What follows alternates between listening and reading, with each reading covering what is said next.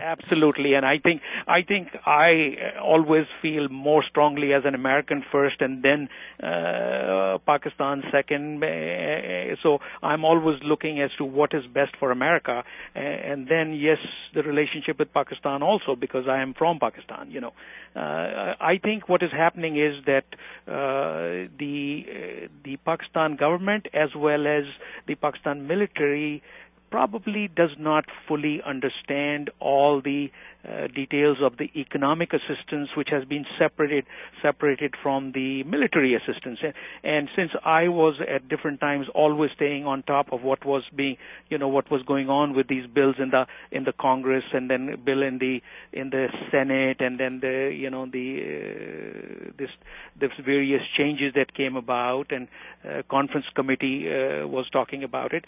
So what I'm hearing and seeing is that many people are just rushing to judgment and reading into things that really don't exist.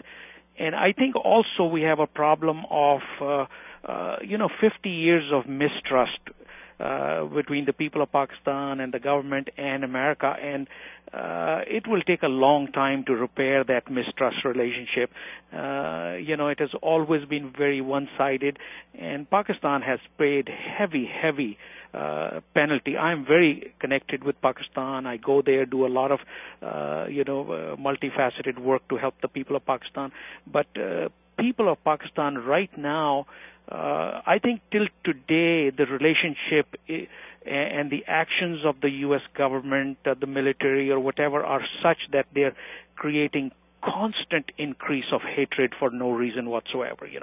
And I think so it's I think this bill, even though it is very small, the economic bill, and it is not being fully understood by the civilian government, it's not being understood by the military government, saying, but I think the idea is that it will simply be, I think the Obama government for the first time, this government has taken the necessary steps to start repairing this deeply damaged relationship.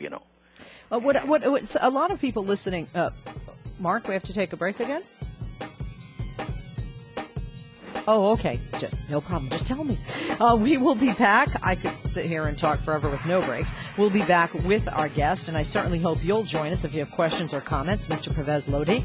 Our number, 888-6-LESLIE, 888-653-7543. We are talking about the Pakistani government defending the U.S. aid bill, but there is definitely a fragile relationship between the civilian government and the military in Pakistan. We will talk about that fragile relationship. We'll talk about the money, and we'll talk about what the U.S. is doing wrong when it comes to that country and when it comes to both the Taliban and the Al-Qaeda along Afghanistan, which shares a border with Pakistan.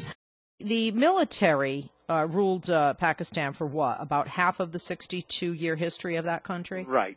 And so I know some Americans are saying, this is $1.5 billion a year over the next 5 years. That is money that's tripled the non-military assistance to the country. Who in their right mind would turn something like that away? And I think Americans need to have a better understanding of, A, why the money would be turned away. But I also, Mr. Lodhie, I want you to address something you said to me that I agree with you 100% on, which is, when America gives money to a country like Pakistan, and even when private philanthropic people do, very often, unless they go through someone like you and your organization, the monies don't reach the source or the people or the organizations that need it. Let me say a couple of very interesting things with which, again, I am observing some of these things myself when I repeatedly go to Pakistan and everything, and only about a couple of, 2-3 months ago, and it is being, a little bit, you're hearing similar stuff here. I was in the company in Karachi, in the company of some, older politicians, some think tanks, some, wise people of Pakistan, and they said, please tell America to keep the money, because every time they give us $1 billion, they actually end up causing us 5 to 10 times more damage in return. They said, we have done the study, and we are better off with no aid from America, no bombings in different areas, no destruction, no, creation of terrorists, and the losses are 5 to 10 times as much. And we are now starting to hear the same thing again. And just about a week ago, from one of the Americans in Islamabad, and I'm just reading that the 1.5, and she writes, while the U.S. has promised $1.5 billion per year in aid, the bombings have incurred $10 billion in damage just within a few months. And now you're always going to be behind the eight ball, because you're literally forcing the people to become a source for the terrorists to use, or either create problems or whatever. So I think the process is all incorrect. The way you're not winning hearts and minds. And on the other side, while I say that the drone strikes may be reaching a few bad guys, a lot more collateral damage.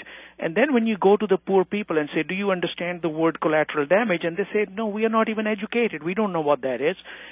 So when you look at the other side of it, the millions of dollars that I know in the last many years U.S. has appropriated or given through USAID or other agencies, you'll be amazed how little ever gets to the actual people of Pakistan. So you end up that the people you are sending that money to never get it. They only get the drone strikes. They don't get the economic assistance. So when you do that for many, many years, you end up creating not only mistrust, but a lot of increasing hatred. And what I'm constantly seeing is that the hatred against the U.S. is increasing rather than decreasing. So I think there is an opportunity to start turning that around. And there are a lot of good ways to do that, in a very short period of time. So the resources are there. I think the ideas are there. But you're not winning hearts and minds right now.